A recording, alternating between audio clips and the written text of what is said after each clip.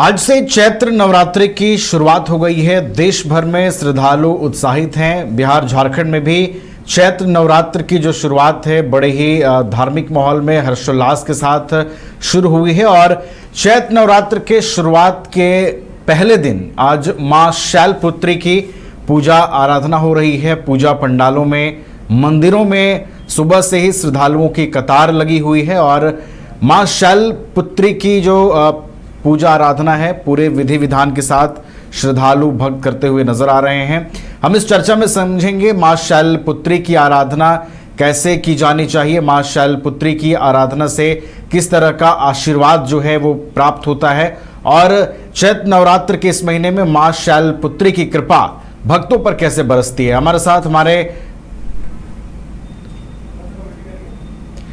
तो चैत्र नवरात्रि की शुरुआत जो है वो हो गई है। देश भर में चैत्र नवरात्रि की धूम देखने को मिल रही है। हमारे साथ हमारे वरिष्ठ सहयोगी राजेश कृष्णा हैं, उनके साथ अधिक बातचीत करेंगे। राजेश जी, आज से चैत्र नवरात्रि की शुरुआत हो गई है। श्रद्धालु उत्साहित हैं, चाहे वो पूजा पंडाल हो, मंदिर हो, हर जगह श्रद्धालुओं की लंबी कतारें पूजा अर्चना को लेकर लगी हुई हैं। आज शैलपुत्री की आराधना हो रही है। दर्शकों को बताइए मां शैलपुत्री की आराधना का क्या महत्व है और ये कितनी परंपरा के साथ संपन्न होती है।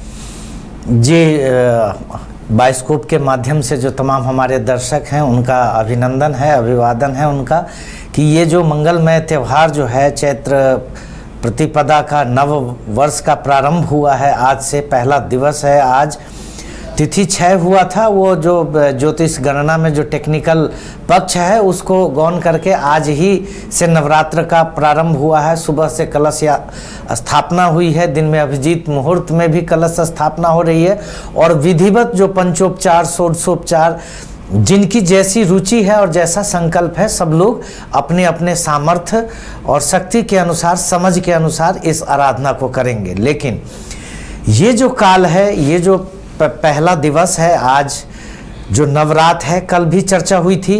बाइस्कोप में निरंतर आपको बताया जा रहा है, इसका वैज्ञानिक पक्ष को बताया जा रहा है, आध्यात्मिक पक्ष को बताया जा रहा है और लौकिक पक्ष को भी बताया जा रहा है कि किस तरह से अनुष्ठान को करना है, किस तरह से इस काल का ज़्यादा से ज़्यादा लाभ लिया जा सकता है। साधकों को कैसे लाभ लेना चाहिए, जो सिद्ध हैं वो भी लाभ लेते हैं। हालांकि उनके लिए हम लोग क्या कह सकते हैं, जो सिद्ध ही हैं वो स्वयं अनुभव में भी इस काल का लाभ ले रहे हैं और जो साधक हैं वो भी लाभ लेंगे। तो नवरात्र में जो नव सृजन की बेला है, कहते हैं कि ब्रह्मा जी ने संवत्सर का प्रारंभ और ब्रह्मा जी ने सृष्टि का प्रारंभ इसी तिथि से किया था।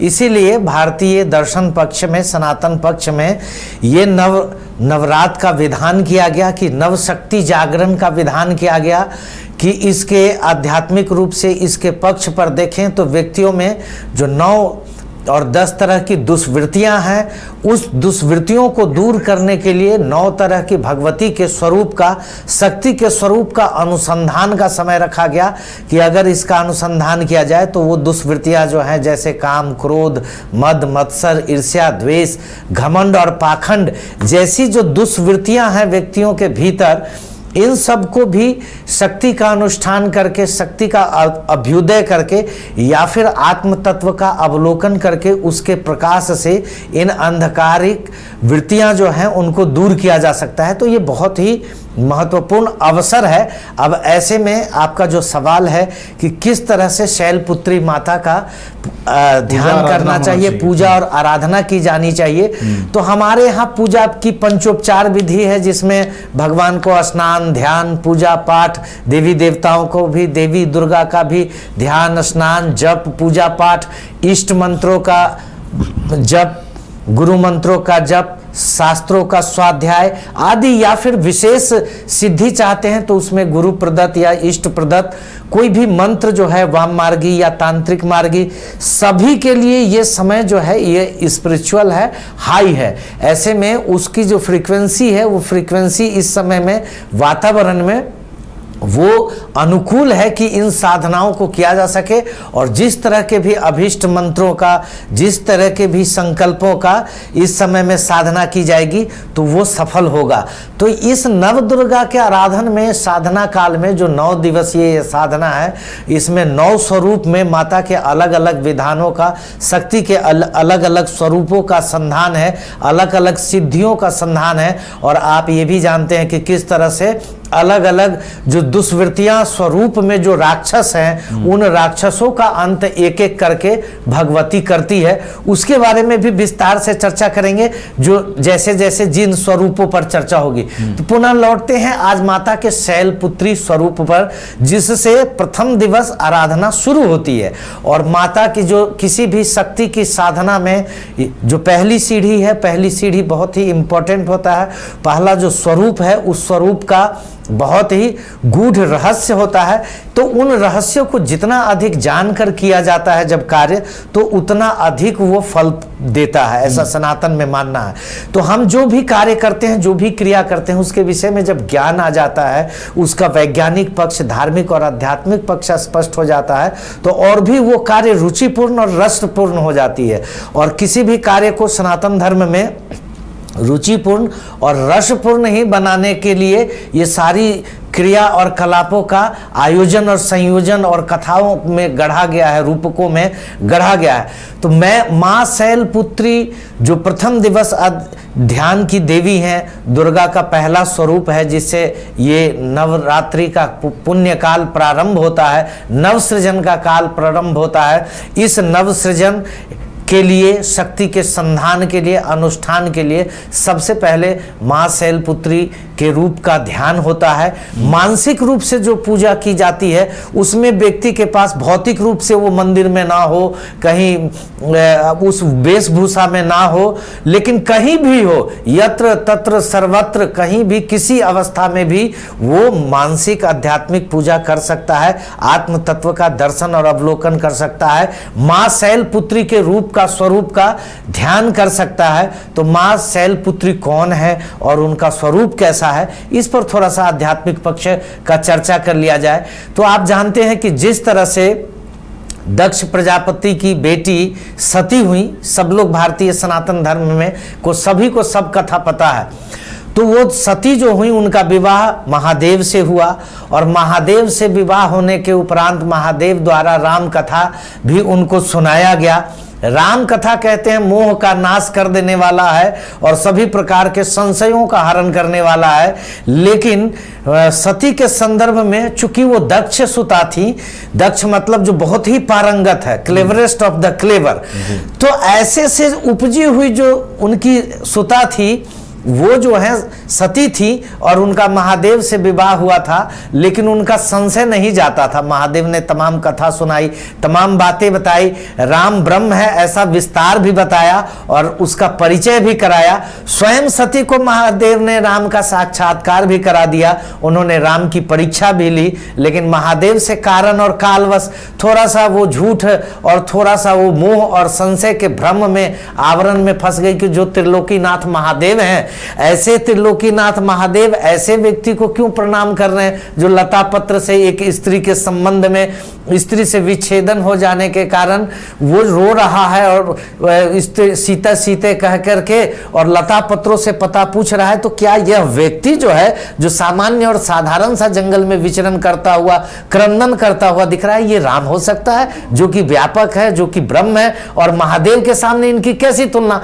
ऐसी विभ्रांति में दक्ष सुता बुद्धि से उपजी हुई जो बुद्धि की बुद्धिजा है, ये सुता समझ नहीं पाई राम के गूढ़ तत्वों को और रहस्यों को। यद्यपि स्वयं महादेव व्यास बनकर कथा सुनाए, तो फिर ऐसा हुआ कि महादेव ने उस कारण से कि वो उन्होंने सीता का रूप लेकर के और परीक्षा ली थी, उनका मानसिक परित्याग कर दिया, और जिस कारण फिर दक्ष ने यज्ञ जो कराया उसमें महादेव का भाग न रखा गया। शिव अपमान से किया हुआ कोई भी यज्ञ अथवा शिव स्वरूप को बिना अनुसंधान किए हुए भगवती जगदम्बा जो हैं उनका और शिव का स्वरूप जो है साक्षात स्वरूप के बिना कोई भी यज्ञ सफल नहीं होता। इसलिए वो दक्ष प्रजापति ने महादेव को यज्ञ से च्युत कर दिया, उनके भाग का हरण करने के कारण वहां पर क्रोधित हो गई और उस योग अग्नि में सती को जलना पड़ा और तब जाकर के उनका जो जन्म हुआ वो हिमाचल राज पर्वत राज के यहाँ हुआ। तो इस कारण से हिमाचल पुत्री होने के कारण उनका जो है वो शैल पुत्री पर्वत राज की पुत्री हुई। पहले वो बुद्धि राज की दक्ष राज की पुत्री थी, अब वो पर्वत राज की, जिसका कोई जो है बुद्धि पक्ष मजबूत नहीं है, जो अचल स्थिर है, अचल है, जो धैर्यवत है, धैर्यवान है, अडिग है। ऐसे लक्षण से जब वो युक्त की पुत्री जब हुई, मतलब उनके गुणों का उनमें आविर्भाव हुआ, तो वो शैल पुत्री कहलाई। और फिर उस ग्रेविटी में, उस गुरुत्व में इतनी गुरुता बढ़ी, इतना तप बढ़ा। आपको पता है कि फिर पार्वती ने किस तरह से पार्वती के रूप में जब जन्म हुआ पर्वत राज की पुत्री से, तो उन्होंने कहा जन्म जन्म लगी रगर हमारी, बरौर शंभु न त रहूं कुमारी।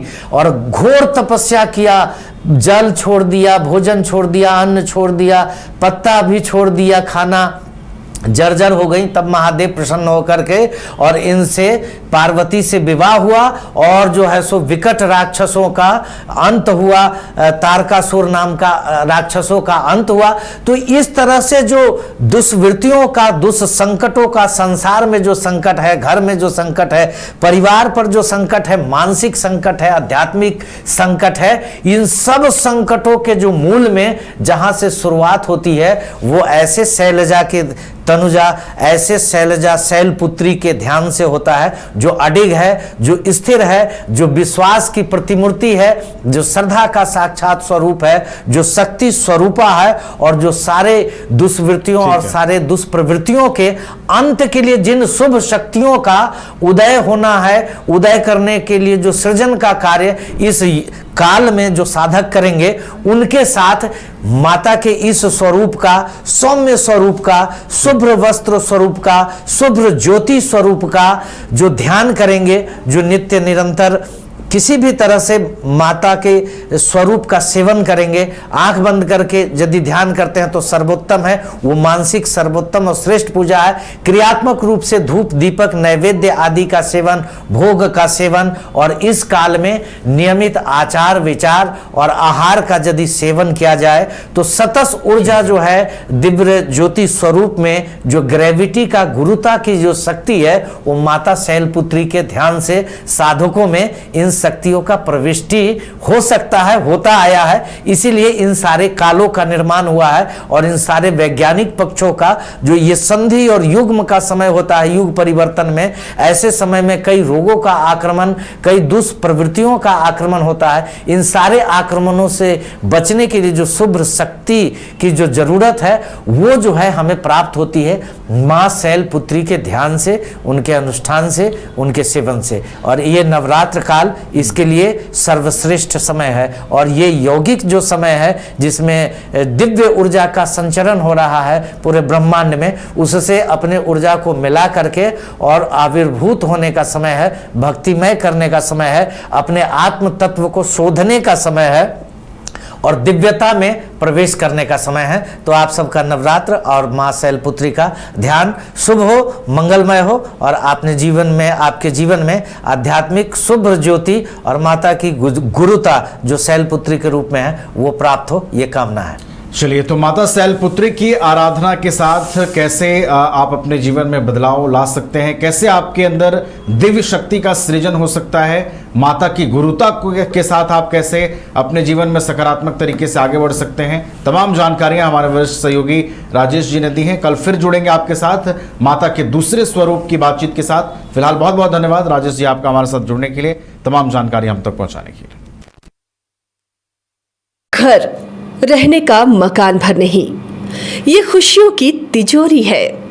दरवाजे पर दस्तक देता पड़ोस, खिड़कियों से उमड़ आता आसमां, तारों में उलझी ऐसी ना जाने कितनी दास्तां। कहती हैं चले डायमंड सिटी, एक सफर हम सफर के साथ अपने घर तक। Diamond city life long bonding, 500 से ज्यादा खुशहाल डायमंड परिवार। जल्दी करें, सिर्फ 200 फ्लैट बाकी। आज ही बुक करें अपना आशियाना।